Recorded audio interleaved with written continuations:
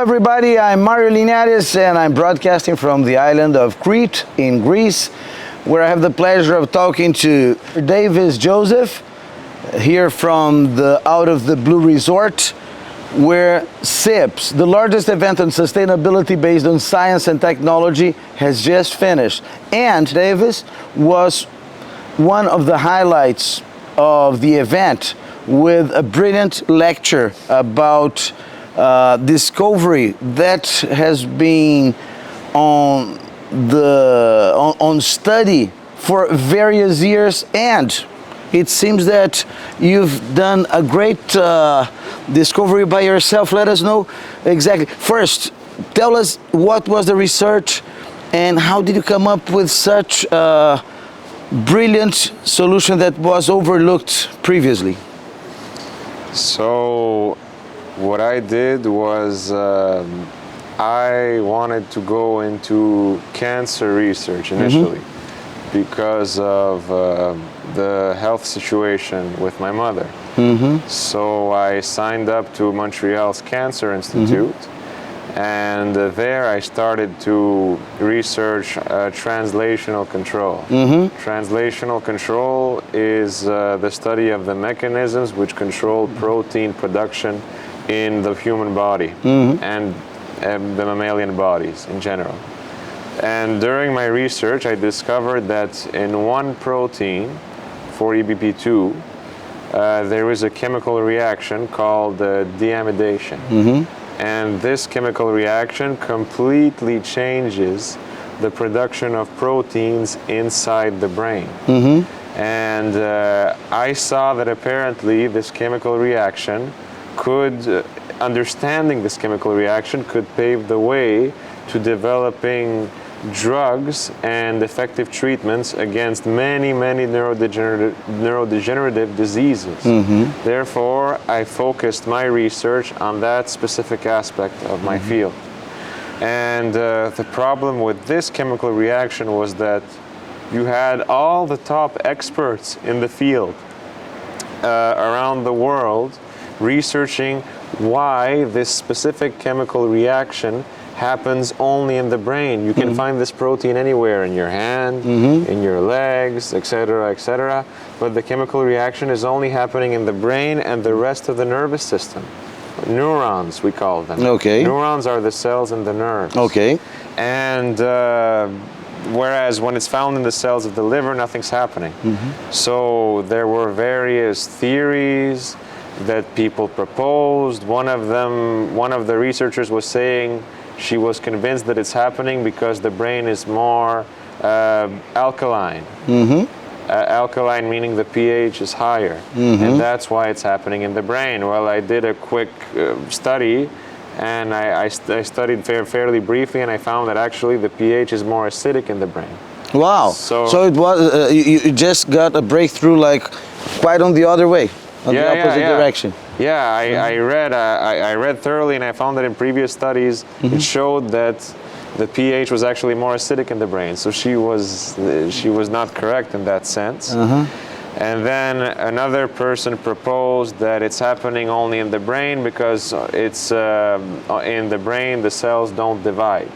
I see. And that's why it's not happening. But the same researcher, as I read, also looked at heart cells, the reaction happening, the protein when it occurs in heart cells, and the reaction wasn't going on in heart cells. And heart cells don't divide either. So that theory was wrong. It's not because of the acidity in the brain, and it's not because the nerves don't divide. The cells in the nerves don't divide. So then I thought, it has to be something else. It has to be nobody ever thought of. And I thought, what do neuron cells have that other types of cells don't have? Wow! So it was like one of those games that you have, a puzzle that you compare like two images and you see what is different. Exactly. And you noticed a slight difference. Just translated to a layman like me, for example. Yeah, no, it's like in sports. You know, you're playing football. I know in Brazil they love football. Oh, we love football, for In sure. order to beat the other team, you have to recognize a certain pattern where they're vulnerable I see. and strike there. And I found a pattern. What do neuron cells have that other cells don't have specifically? And I realized that neuron cells have these cables that stretch out from one neuron to the other. And these cables are called axons. What they do is that they take electrical impulses from the center of the neuron and they bring it all the way to the other neuron. And that's how the neurons communicate with each other in the brain, in the spine, and that causes us to think, to act. Every single movement, every single decision we make is based on the axons. And there is the point. Yeah. Exactly. So I thought it has to be the axons, and because of their unique properties. So what I did is that I thought, okay, I gotta study the nerves in the nervous system.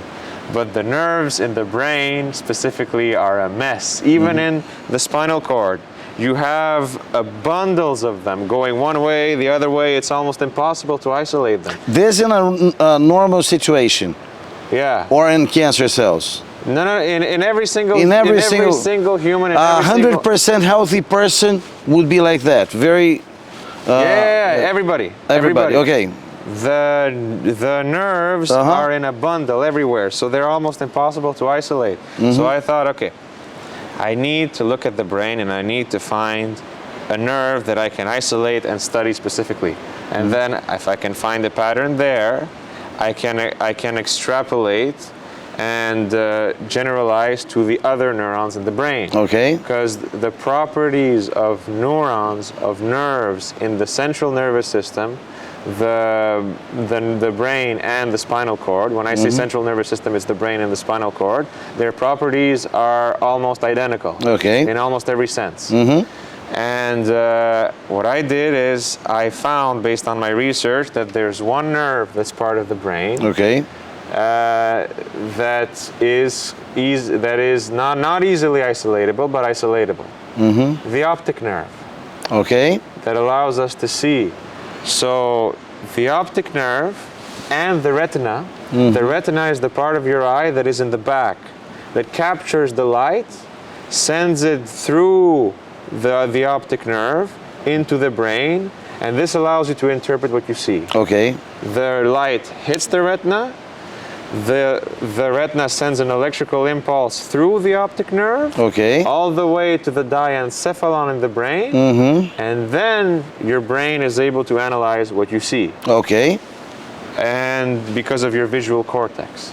So the retina, I thought, okay, this is technically part of the brain, but is it really part of the brain? Because it's the eye, it's not really the brain, but what my research showed that the optic nerve and the retina are actually extensions of the brain. They're part of the brain itself. Interesting. Because when we're embryos, when we're in our mother's wombs, the optic nerve and the retina come out of the brain and link to the eyes. So the optic nerve and the retina are actually extensions of the brain.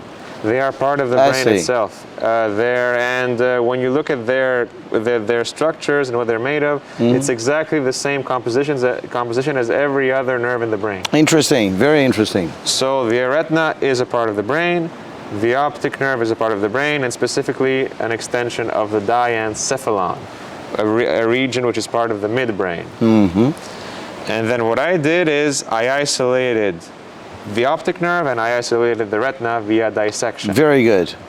And I separated both parts. And what did you get there? Because I thought I got the optic nerve and I got the retina. Okay. And I want to see if this reaction is happening specifically because of the axons. So what I got to do is I got to isolate the axons from the nerve, from the rest of the nerve, the rest of the neurons. And then I got to see if the reaction is happening specifically in the optic nerve or in the retina. So what I did is that I found that all the axons are contained inside the optic nerve. And the rest of the nerve, the rest of the neuron, which is called the cell body, is found in the retina. So I isolated them both. And now I had pure optic nerves and pure retinas. Okay. Retinas had the cell bodies, and optic nerves had the axons. And I said, okay, I isolated them. But now what do? I found this experiment which allowed me to isolate specifically the protein that I'm studying. Because remember, all of this is happening in one protein. Wow. And do you know how many proteins there are? I have no idea. In the neuron? Billions. Only the neuron? Yeah, only one. Only the neuron. Billions of wow. proteins. And how do you analyze and this? I gotta isolate one. Yeah, and how do you isolate it? Immunoblotting. Okay. Western blots, they're called. Okay. Western blots are experiments where you use electricity to separate proteins based on their weight, because they don't weigh the same. Each one has a very, very specific weight. And they're tiny, very tiny thing, but they weigh different. I mean, the unit must be Daltons, wow. They're called. The unit, it's very, very small. It's microscopic. Okay. It's a microscopic level of weight. It's in the nanograms. Okay. Nanogram is 1/1000th of a gram. So you take the proteins, you extract them from the tissue using lysis buffer. Lysis buffer is to destroy the cell. You open up the cells, you put the proteins in tubes, and you pour them into wells.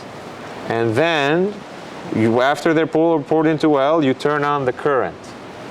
The proteins, you put them inside a specific type of liquid called SDS.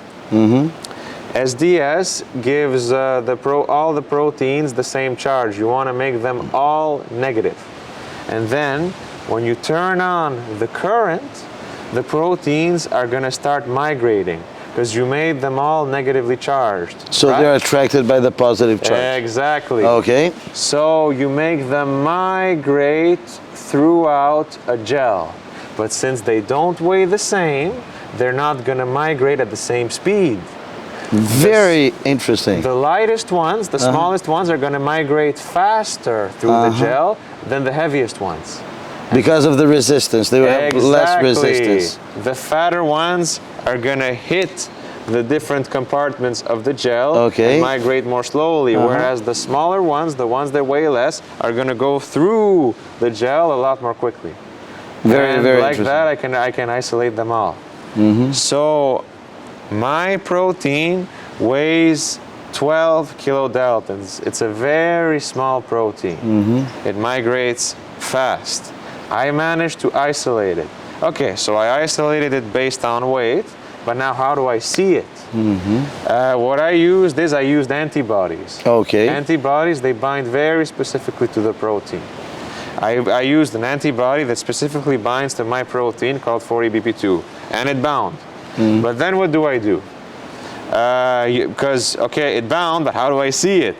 I isolated it, I targeted it, so I used another antibody that binds to the first antibody. It's called a secondary antibody.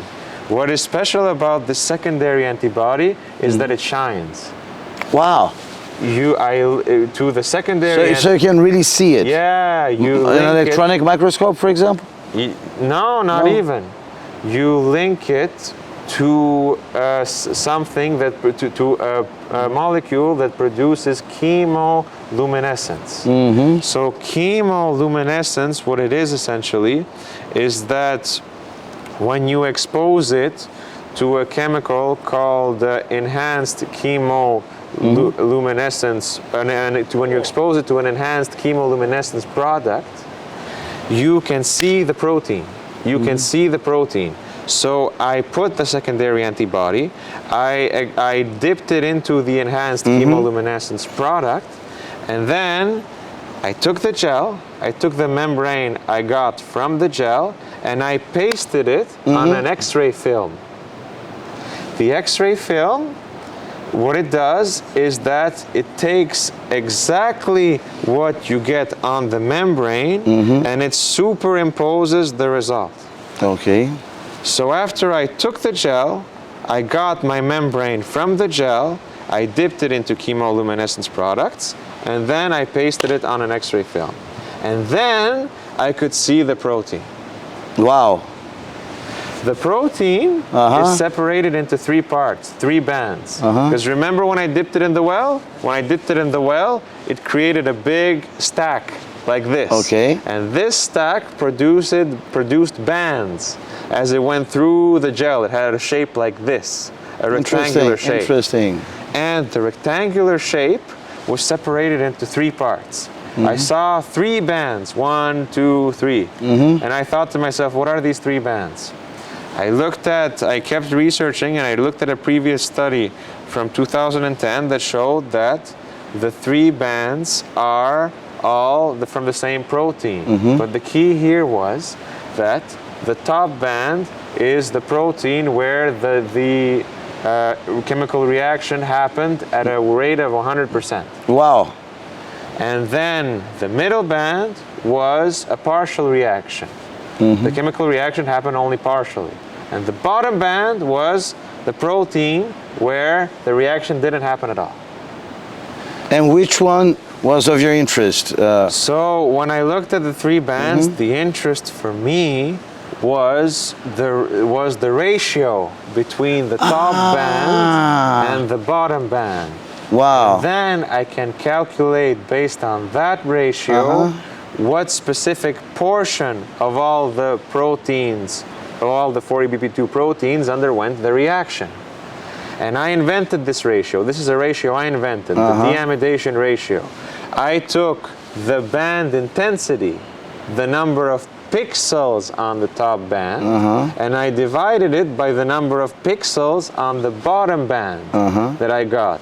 And this gave me the ratio of proteins of this protein where the reaction happened at 100% with the ratio of this protein where the reaction happened at 0%.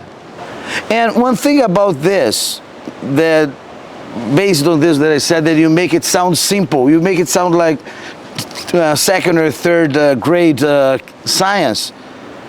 What is the importance, what is the relevance of this research? My discovery paves the way to drug development which can stem or even completely stop the progression of Alzheimer's, of Parkinson's, multiple sclerosis, and many other neurodegenerative diseases.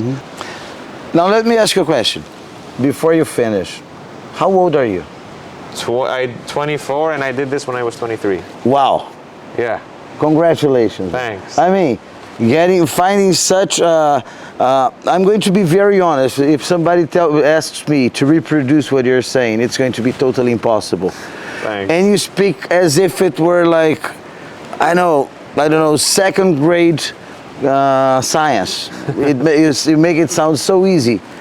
And where did you get this inspiration from? My parents. My parents. My mom was an amazing lawyer, a very accomplished lawyer.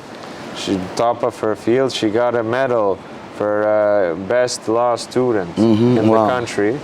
And my dad was an amazing scientist. He he was distinguished in his own research, but also created the SIPs in order for scientists to collaborate from around the world, get new ideas and develop humanity through sustainability. So I thought to myself ever since I was 6, I want to be like them. Wow, that's fantastic. And that's very inspirational. What would you tell young folks, I mean teenagers, that maybe you experience this, they're 12, 13, 15 years old, and they say, well, I dream being a scientist. What is the secret? The secret to being a scientist is consistency and passion. You gotta love what you do. I love what I do, and therefore I'm passionate about it, and this gives me the motivation to have discipline. You got to find something you really like. That's what's most important of all. And you got to stay disciplined. Discipline is key. You gotta go to sleep at a specific time. You gotta wake up at a specific time. You gotta eat healthy. A healthy body breeds a healthy mind. And you gotta stay focused. You gotta work, work, work, work. If you want to succeed, you have to be the best. And he or she who is the best is the one who works the hardest. Very good. That is a very amazing quote you had. A very amazing sentence to be quoted. And I would like to congratulate for this outcomes you've had, these findings. And I would like you said we have to work. Scientists have to work very hard. But here, at the island of Crete, besides working very hard, you're in the middle of paradise. We have a background here that is inspiring. What was your opinion about this event? It's amazing. I'm humbled and very grateful for this experience. I got to meet a lot of brilliant scientists from around the world, and I got to share my thoughts, present my research to such an amazing audience. I was very happy to have met Dr. Greg Semenza. That was the Nobel Prize of 2019, of Medicine of 2019. Yes, he's a role model to me. I aspire to be like him one day. And he congratulated he spoke on the same day as you. I was next to him. Yeah. And he spoke wonderful things about your research and about your discoveries. So he said, this kid, and he used this expression, I am quoting him, he will have a brilliant and successful career because his discoveries at such an early age are impressive. So congratulations.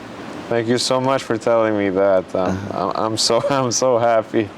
I'm so happy. Like I said, Dr. Semenza is a role model to me for everything that he accomplished. And getting those words from him, it's just astounding. He during his during a certain moment there, he spoke about you because I said you spoke before him. He spoke right after you, and he did it in a public way too, if I'm not mistaken. Yes. I think we have it on record. And if we have it on record, right after this recording, when we edit, we are going to get it together in this video. We're getting to the end of our talk. It was very nice talking to you. I've been looking forward to interviewing you for a long time. You know this. We've talked on the phone various times, and I hope this is not the last interview I have with you. Yeah. No, of course not. We're going to be meeting soon again. Very good, very good. So, congratulations. Yes. From the island of Crete, from the Out of the Blue Resort, at the ending of SIPS, I am Mario Linhares. It was very nice having you with us.